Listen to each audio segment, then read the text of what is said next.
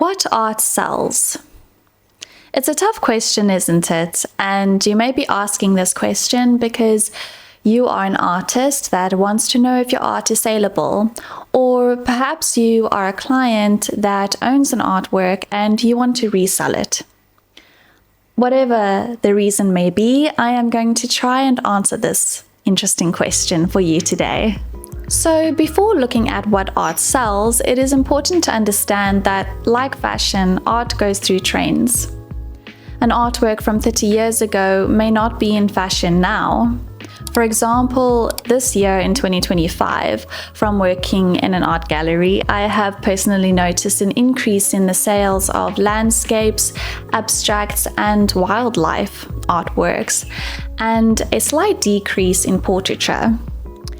This may be due to a number of reasons, but I think that because of the current climate right now, people are looking for artworks that allow them to dream, that allow them to escape and connect to nature, rather than something that is too realistic or confronting. Also, it is important to keep in mind that what sells in one country may be different to another country, may be different from city to city, and artworks that sell in one gallery will be different from another. So as an artist, it is important for you to visit the galleries that you are wanting to sell your work at, or at least take a look at their website, take a look at what styles of art are selling at those particular places, what subject matter, which artists are doing well there at the moment, because the clientele that are buying from those places will be different from other galleries. Now, for why you are watching this video, let's take a look at which artworks sell.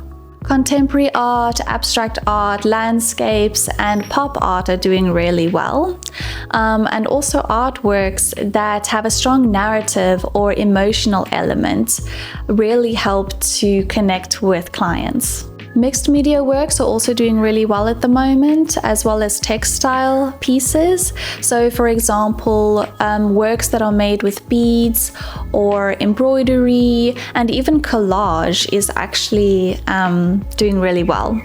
When it comes to drawing or painting, portraits that are photorealistic or hyperrealistic don't tend to do as well as portraits that are painted or drawn in a looser style, or that have an emotional element to them, so more surreal or creative. This is because portraits are very specific and can be very personal. So hyperrealistic or photorealistic portraits are not always the easiest to sell. So what about sculpture? The demand for sculpture seems to be pretty constant. Bronze sculptures do really well because of the investment value that they have, and even marble works are actually making a comeback at the moment. Figure sculptures that do really well are sculptures that are non-specific. So again, they do not look like specific people. This is because sculptures that are non-specific have a fluidity to them. So even though they may remind a client of someone that they know, they don't look exactly like that person. So they may still buy that piece because it reminds them of them. It can be applied to various people, and it has an emotional connection to the client. Wildlife sculptures are doing really well too, especially those of birds. People seem to really like those. And of course, contemporary works, abstract sculptures, and modern sculptures do well. So let's talk about photography. Photography is very personal to me actually, because it is one of my favorite forms of artistic expression. Photography ebbs and flows in the art world. There was a time where photography was not doing very well and it was not selling. This is due to a variety of reasons, one of them being the increase in people having phones with cameras. So this impacted the way that people viewed photography, the way that they valued photography as art. But photography is making a comeback, which makes me very happy. More and more galleries and museums are exhibiting photography on their walls, and it is being recognized as the legitimate art form that it is. When it comes to ceramics, there is still an interest in ceramic works. I think that there has been an increase in the interest in purchasing of ceramic pieces over the past 40 years or so. And those that sell are ones that have interesting textures, shapes, colors, and have funny or confronting text, such as this one by Franke Gretchen-Krotz. Needless to say, these ceramic works are not meant to be eaten out of or drunk from. They are purely for looking at and appreciated as an art piece. On the topic of what art sells, I have some important things for you to think about. Artworks that sell are well presented. What do I mean by this?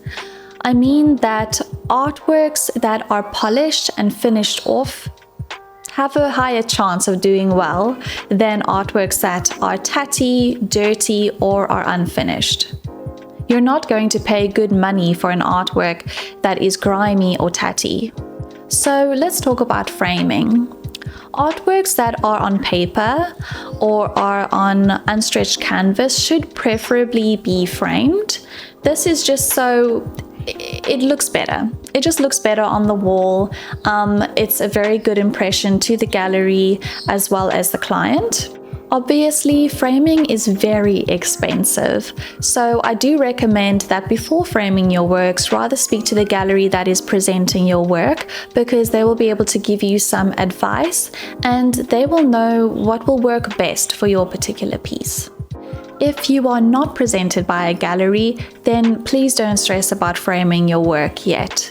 Rather wait until you have your portfolio ready, you have presented your portfolio to the galleries that you are interested in, and then you can take it from there.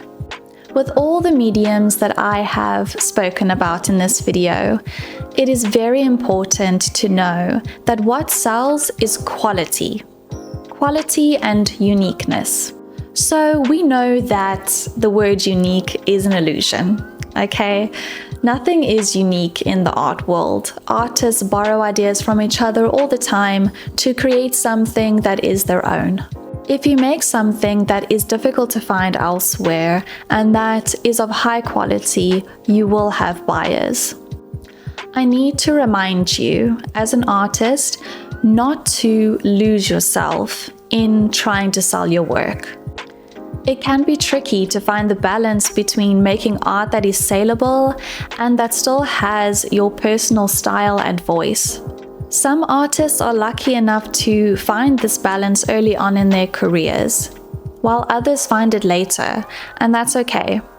Some artists just so happen to make artworks that people want to buy at a particular time, and if they are lucky, they remain sought after. But artists that have these positions also need to stay relevant. They need to evolve. Their artwork needs to evolve. They need to keep things fresh and still experiment so that they don't stagnate without losing what it is that makes them them. Well, that is all I have for you today, guys. Thank you so much for watching. I hope that you found this video helpful. If you did, I ask that you please like this video and subscribe for more videos on art history, and advice for artists. Thank you so much. I hope that you have a wonderful day or night wherever you are, and I'll see you again next time. Bye!